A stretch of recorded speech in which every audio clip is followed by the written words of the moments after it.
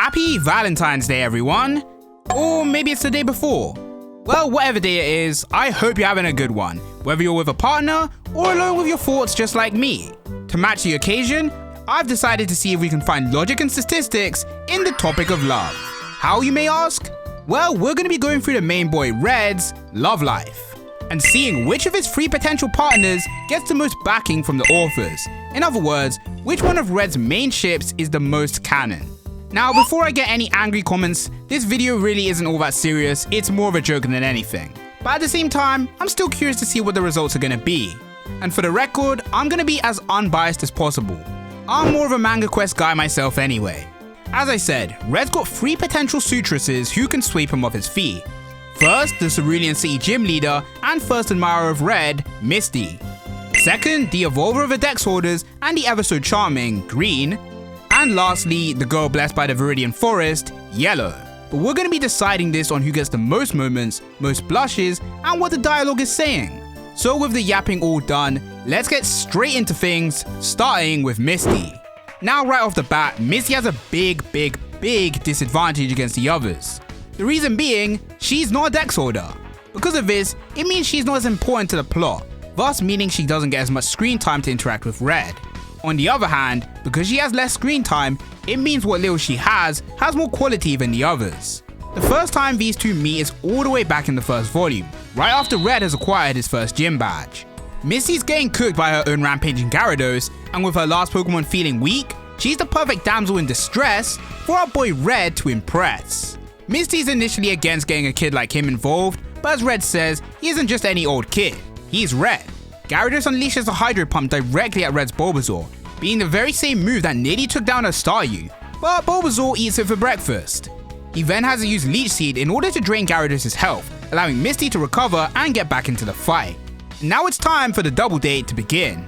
Hey, those are Red's words, not mine. Is what I'd like to say, but in truth, even Red doesn't say this. This is the work of the main villain in our way, translations. You see, when these mangas come over to the West, the translators can get things wrong or create their own agendas, which can lead to moments like these. What Red really says is way more simple, being a let's finish this with a double attack. Of course, this is just a Western joke playing on the phrase, but just to clear things up, Red isn't really being that flirty. After all, he's an oblivious 11-year-old. And together, the two defeat and recatched Gyarados. After learning Misty's story on how Gyarados was experimented on, Red decides to deal with who's responsible. He doesn't believe Misty has what it takes to help out, but after she showcases her squad, he can't help but be speechless. And hey, that's a clear blush right there. Not to mention the evident hand-holding, leaving Red embarrassed. Eventually, they find the culprits, being surprise, Team Rocket. The two rookies are outmatched and Misty gets knocked out, forcing Red to come up with an escape plan. Once they're safe, Red brags on his victory, as well as them acquiring the Moonstone, so they head over to Misty's mansion in Cerulean. They have a dinner party with Misty's maids, and she gets all dressed up. Of course, like the brat he is, Red can't help but continue gassing himself up, and Misty has to tell him to pipe down. After all, they just got lucky back there, and they really need to train to improve. But Boy Wonder over here ain't hearing it, even going to the point of clowning Misty for getting knocked out. This results in the two of them having a fight and Misty storming off. Yeah, not off to the best start, but hey, there's still time for things to turn around, as Red and Misty have a gym battle. Here Red gets his butt whooped, and he has no clue why Misty's so fired up. So she breaks into tears, revealing that she thought Red was on board with them becoming a battling team, but clearly that wasn't the case. If the two of them don't try their best together, they'll get flattened. After seeing this display of tears, Red finally decides to stop goofing around and agrees to training with Misty. In the OG version, this is pretty accurate, just she's more focused on herself rather than being specifically a team. Either way, the two of them spend some time training and Red leaves in order to continue his journey, along with a new gym badge.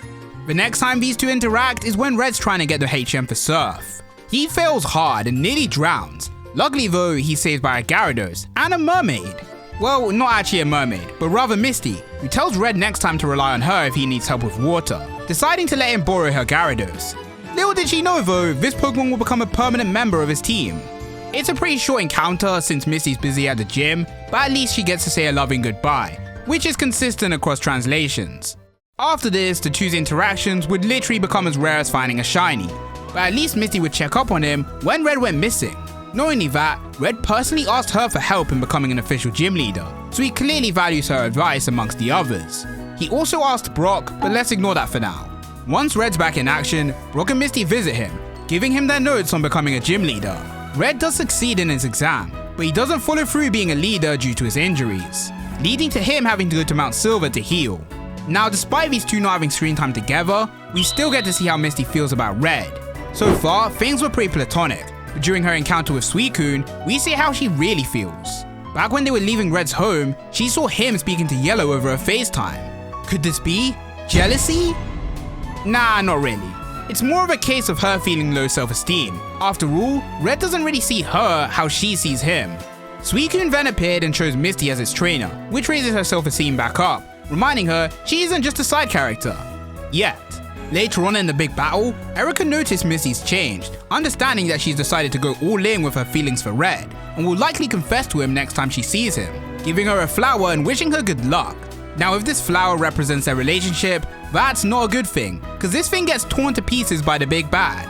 And with Misty getting knocked out of the battle, she tells Suicune to join Crystal, accepting the fact that she is and will always be a side character. Yeesh, that's pretty depressing, but at least she gets one last interaction with Red, being a phone call. Here she's in tears like usual, and Red's just purely confused. Yellow's listening in on this conversation, and Green decides to tease the three of them. Gold then promptly steps in to get Red out of this situation, and swiftly brings Red and Misty's time together to an end. Heck, not even just that, Misty's whole time in the manga to an end. If you couldn't tell, this is just a ship that doesn't have much fuel in it, and it's pretty apparent that the writers don't intend to push it any further. After all, Red was oblivious to Misty's feelings the entire time, and it didn't really start until the Gold, Silver and Crystal arc. But hey, let me not get ahead of myself, let's see how the other two are doing first. Next on the block, we have Green. Now I get a lot of slack for clickbaiting this pairing in my thumbnails, so let's finally give these two the time to shine. After all, it's all you guys are gonna get. Jokes aside, these two meet in the second volume, and things start off with absolutely zero bits of love in the air, as Green sees Red as just another guy worth scamming. She gets straight into sweet-talking Red and fueling his ego, which works instantly as you can see by his goofy face. She then tries to sell him her items, but Red tries to decline, and by retaliating with the puppy eye play, she manages to bag another success. All I'ma say is that I've never seen Red blush like this around Misty. So our boy loses 6k and is living his life believing he's got an admirer, finding out the hard way what it means to be scammed. Later on, he runs into Green again and actually manages to catch her. She tries to play him again, but this time Red's actually got his brain together, getting his money back and continuing on his way. Only to learn that in return for his money, he's now lost his gym badges. Now this hits the guy so hard that he decides to join Team Rocket in order to get revenge on her. Well, not really, it's more of a mutual enemy thing, but after finding out she stole some of their most valuable info, he isn't much of a hater on her. Either way, he works with Team Rocket to corner Green, but since he's such a Prince Charming, he can't help but come to her rescue when he thinks she needs it, which lets his cover get blown. On the bright side though, Green returns a favor by helping Red escape and adding him to her plans of catching Mew. The two end up being a near perfect duo, and if it wasn't for Team Rocket, might have actually pulled off a miracle here. Either way, Mew escapes, but at least Green managed to get some photos of it, returning Red his badges. Also teaching Red to use his head a bit more, especially when a situation feels too good to be true. The next time these two meet is still very platonic, with it being the Pallet Town trio working together to fight Team Rocket. Nothing romantic goes down, other than Green's usual teasing. To be truly honest, pretty much the opposite happens. Green double crosses Red twice, once by revealing that she gave Red fake badges, and second lying about the badge amplifier device. After this, they meet at the Pokémon League, where Red learns of Green's tragic past, of being kidnapped and forced to lose her childhood in the process. Fortunately, things turned out well thanks to Oak, and Green finally joins the gang as a fully fledged good guy, playing a huge part in finding Red after he went missing. But even when he's back, she instead finds it more fun to watch how things go between him and Yellow. The same can also be said for the Misty situation. Things don't really move forward until the Fire Red and Leaf Green arc, where Green's a lot more emotionally vulnerable, due to her finally reuniting with her parents. Before she can get this touching moment though, she's attacked by Deoxys, and her parents are taken away from her. Red and Blue learn of what's going on, and like the good friends they are, get straight to work in helping out, willing to break their limits in order to help her reunite with her parents. Now despite this, Red still loses, and ends up falling into despair. In this state, no one can get through to him, as this is the lowest he's ever been, but Green still comes to speak with him. Here the two of them have their first heart-to-heart talk. No jokes, no games. She tells Red what he did for her was pure bravery, despite the danger he was faced with. But Red still views himself as a failure. After all, he failed at both of his goals. Not to mention, Oak took away their Pokedexes due to his weakness. Green tells him what he's thinking isn't right. Oak only wanted the Dexes so that he could upgrade them. As for everything else, she's still gonna fight, despite the challenges, which is exactly what he said. Now, whilst this was only a fraction in getting Red back on his feet, it's undeniable that Green helped out big time. Now, nothing really special happens between the two of them after this, since there's just not enough time in the busy story. So we jump ahead to Oras, where Red and Green head to Hoenn to help with the crisis. Other than the two of them being a duo, we get one moment where Red is knocked out, and as he wakes up, Green is above him. Like, that's it, that's all it is. But the boy's blushing like crazy, so I couldn't just ignore that. In fact, Red's always somewhat flustered when he's alone with Green, and that should be everything on this pair. Knowing me, I've missed something, and one of you guys in the comments is gonna cook me for it. Either way, this was a very impressive showing, but we've still got one more contender who can take the lead. This being Yellow. Coincidentally, she and Red met in the third volume, meaning Red has a ship for each of his original volumes. On his way to the Pokemon League, Red spots Yellow getting attacked by wild Pokemon in the forest, coming to the rescue like he always does, and teaching her about Pokemon. This leads to Yellow getting her first partner. Before he heads to the C's gym, he gives the girl an important lesson on Pokemon. As long as you raise them right, they'll always be your friends, and this is a lesson that she never forgets. After Red finishes his gym battle with Giovanni, she along with the other townspeople ask Red to become the gym leader of Viridian City, which he agrees to. Sadly, due to his injuries, this doesn't come to fruition though. The next time we see Yellow is when she's taking the role of the hero in order to find the missing Red. After Green finds Yellow in the forest, she sees her notebook where she's been drawing Red for multiple pages now. Because of Yellow's powers, Green sets her on the dangerous task of finding Red, which Yellow agrees to without hesitation. In order to keep her identity hidden though, Yellow dons a straw hat and disguises herself as a boy. At this point, Yellow's doing this out of pure admiration for Red. After all, he saved her, her city, and taught her about Pokemon. Did she like him as soon as they met? Possibly, but since there was no signs, I'm not gonna count it. And the entire story progresses like this, until the final moments of the big battle.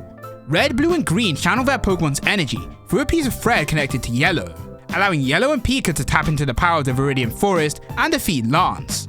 After this, Yellow faints, and Red carries her, like he does with pretty much every girl he meets. When she wakes up, turns out Red doesn't recognize her as the girl from 2 years ago, only seeing her as a boy who just helped out now. As they discuss what to do with Pikachu, Yellow notices that her and Red both still have the thread attached to their fingers, which if you didn't know is meant to be symbolizing the red string of fate. It's a belief that an unbreakable red cord connects those destined to meet and become true lovers. At least that's what I think it's referencing. It's made all the more special when Red jokes about them all living together.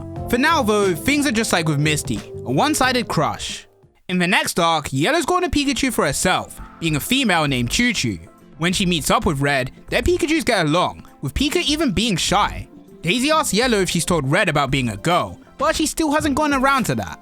As I said earlier, Red has to go to Mount Silver to recover, and decides to leave Pikachu with Yellow. And during that time, the two Pikachus get closer, to the point that they even decide to have an egg together, which would hatch into Gold's Pichu. Now, I don't want to push these guys' Pokemon's relationships onto them, but at the same time, it's definitely not coincidence with the way things panned out. Once the Dex holders all meet up in the final battle, they need to get the Silver Wing and Rainbow Wing, which just so happened to be on Yellow's hat, forcing Yellow to remove her hat, and thus reveal to Red that she is in fact a girl. And you can see this guy is in pure shock. No words, no nothing. And with Gold being a loudmouth, it doesn't make things any better. Once he does find the words, Yellow wants to apologize, but they're in the middle of a final battle, so we'll have to wait till after that. When they do get sorted out though, we get to see the phone call with Misty take place, and of course Yellow's curious about it. Green teases them by saying what Red said last time, but this time he's way more self-aware on his words. Gold sweeps in for the save, and the awkward situation never gets brought up again. In fact, a good while passes, and the next time these two are scheduled to meet is at the city's gym. Blue's also meant to be there, but let's be for real, he's just being a third wheel here. Sadly though, she's missed them, as everyone else is on the Sevi Islands. She then meets with Silver, and through a series of events, manages to meet up with Red. Once again, due to the situation being less than ideal, they don't get much time to actually speak. When inside Team Rocket's ship, Red asks the Deoxys to help Yellow and Mewtwo escape, promising to return. Before she can get taken away though, Yellow uses her fishing rod in order to tell Red some important information. And you can even see that their Pikachus want to be together, but more importantly, leaving them with Fred on their fingers once again. This time though, this unbreakable thread does actually break. Do you see this as their string of fate being broken, or do you see it as even though they're apart, they're together? Let me know in the comments. Once she meets with the others, Yellow in her sleep mentions that Red would definitely return, as he always keeps his word, referring to him promising to become the city's gym leader. And whilst it didn't happen, it wasn't because he lied. Once Red does return, he bestows Yellow his old Pokedex, as recommended by Oak. As they prepare to leave, Mr. Shirtless over here picks up Yellow, all Princess Carrie style. And when they get turned to stone, they get frozen in that position. Of course they do get unfrozen, and despite things going so well up to this point, this is pretty much where it ends for these two. After all, Yellow hasn't appeared since the Emerald arc. So, I guess it's time to find out the answer. Before that though, I want to quickly establish which type of connections Red has to each of these characters. For Misty, I ain't gonna lie, it's fully one-sided. Misty has a crush, Red is oblivious, end of story. For Green, this is more of an emotional bond. Whilst they joke with each other a lot, when things get serious, they can confide in each other, and they very clearly care about each other's happiness. It's also the pairing with the latest material due to Oras. And lastly, Yellow. They definitely have the most outright material together, with all the symbolic panels and whatnot, but that doesn't necessarily mean it's the strongest. After all, Red never knew Yellow was a girl until the end of Gold, Silver and Crystal, and even after he did, he never really showed any desire to pursue anything. Although, the same can be said for all of them. So with that said, I can concur that the perfect girl for Red, based entirely on the manga, is... It's Yellow. It's very obviously Yellow. I mean, realistically, Yellow's whole character as soon as her arc ended was just being the girl who likes Red.